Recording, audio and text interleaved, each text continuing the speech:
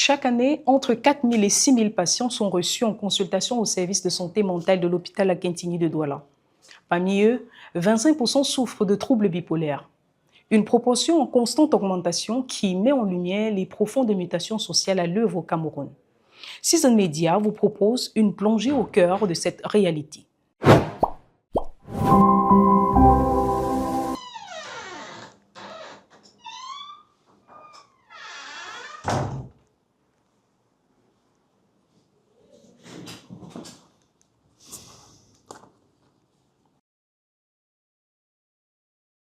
Celui qui fait un trouble bipolaire, lui, quand il sera dans la joie, il ne va pas seulement rester ici, il va aller très haut, très haut dans sa joie, avant éventuellement de redescendre. Et quand je dis qu'il va aller très haut, c'est qu'il va être un peu agité, c'est qu'il va avoir des insomnies. Insomnie, c'est qu'il va être hyperactif, hyperactivité. Il va être hyperactif, c'est qu'il va être bavard, on va dire logoré, comme on dit chez nous, il est bavard, c'est qu'il va être euphorique, il aura une joie extrême qui va même le pousser parfois à distribuer son argent au quartier, à dire bonjour à des inconnus, à avoir de l'hyperfamiliarité avec des gens qu'il ne connaît pas, il va les saluer, faire des trucs. Mais aussi, s'il retombe plutôt du côté de la tristesse, il va être dans une grosse tristesse qui va le pousser à avoir plutôt comment je vais dire, de l'autoculpabilité,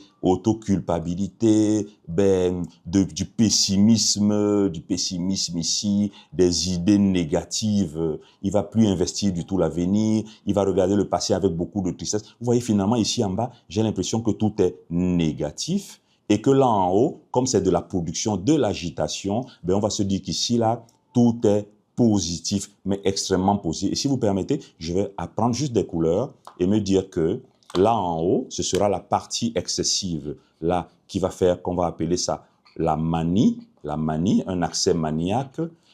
Et puis, la partie que je vais mettre en rose ici en bas, c'est la partie qui va faire plutôt la tristesse. C'est ça qu'on va appeler l'aspect dépressif.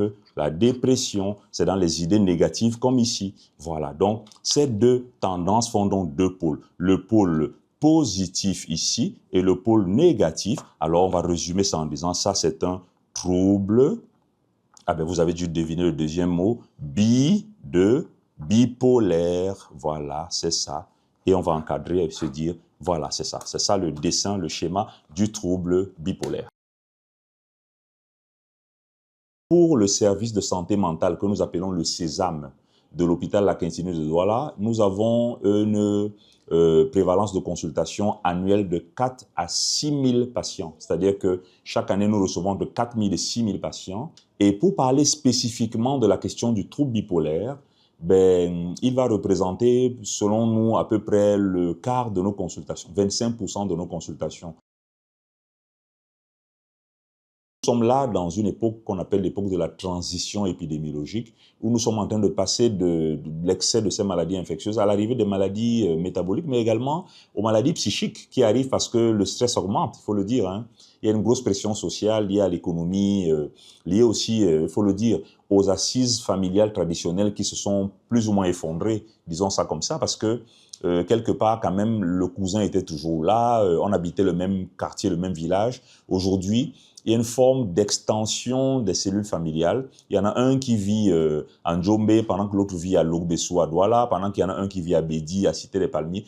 On est étendu et le lien n'est plus forcément le même. Donc, on va sur quelque chose qui est de l'ordre du délitement des familles et les assises qui permettaient donc d'avoir une base arrière, une sorte de backup qui pouvait nous aider à nous amortir, à rebondir. Ces assises se sont un peu effondrées.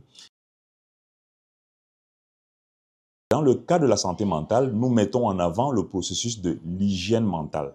L'hygiène mentale, c'est que à la maison, quand c'est l'heure de dormir, on baisse les volumes des appareils, on éteint les écrans, on ne met pas de lumière dans les yeux, on dort.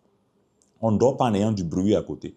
L'hygiène mentale, c'est qu'on ne fume pas n'importe quoi, c'est qu'on ne consomme pas n'importe quoi. L'hygiène mentale, c'est que on crée un environnement qui est plutôt positif. Donc ça, c'est la première phase. C'est un peu l'aspect social, si vous voulez. Mais il y aura à côté de cet aspect social maintenant les aspects pharmacologiques avec les médicaments. On en a chez nous, hein, on ne va pas les citer ici, mais il y a des médicaments antidépresseurs qui existent, il y a des médicaments régulateurs de l'humeur qui existent, il y a des médicaments antipsychotiques.